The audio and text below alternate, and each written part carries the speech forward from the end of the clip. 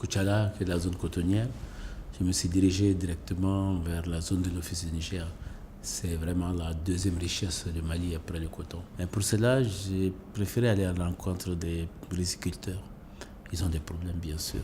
Des problèmes de redevance d'eau, des problèmes d'engrais, des problèmes de mécanisation. Et aussi un problème important qui est le problème du foncier, tout simplement.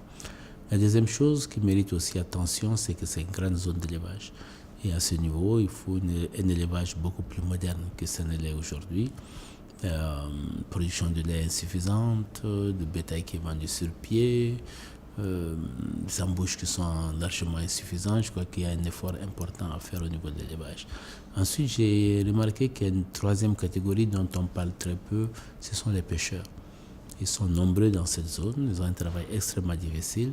À Ségou, des problèmes aussi existent encore, des problèmes d'emploi des jeunes, des problèmes de scolarisation, des problèmes de désenclavement de façon générale, et un certain nombre de routes identifiées que je connais déjà puisque j'ai vécu assez longtemps dans cette zone ayant travaillé en zone CMDT, sont apparues au grand jour et constituent une des priorités des populations de la région de Ségou. Après la région de Ségou, on a été dans la région voisine, c'est celle de Koulikoro, on a été à Djoila, à Fana. À Djoila, j'ai retrouvé mon enfance, c'est là où j'ai été à l'école. Retrouvé ma première classe, avoir des souvenirs, et là où j'habitais quand j'avais 5 ans. À Fana, j'ai passé une sorte de kermesse de nuit avec les jeunes. Je crois que ceci aussi est très réconfortant, ça aère tout simplement. Après un certain nombre de discours politiques, de s'asseoir, d'écouter de la musique avec les jeunes, de les voir autour, de voir l'engouement des enfants. Je crois que ça fait partie de la vie tout simplement. Et cette vie tout simplement, il faut la prendre de temps en temps. À Sigasso, beaucoup d'effervescence. C'est une grande ville, peut-être la deuxième grande ville du Mali.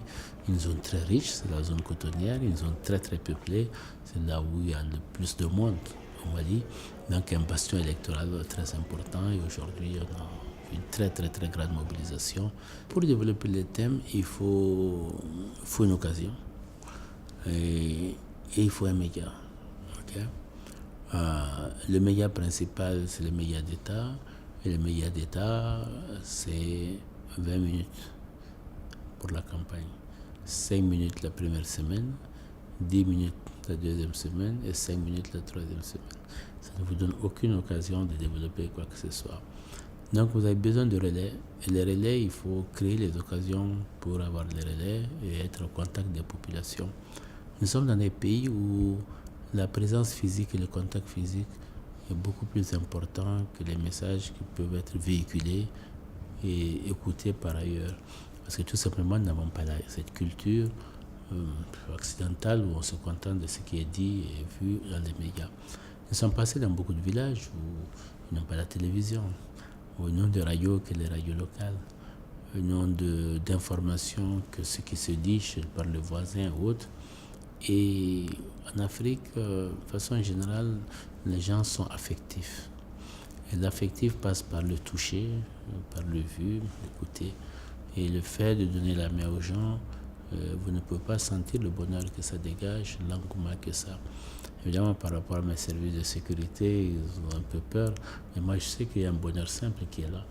Donner la main à un petit garçon, donner la main à une vieille dame qui hésite, ça vous rapproche des gens.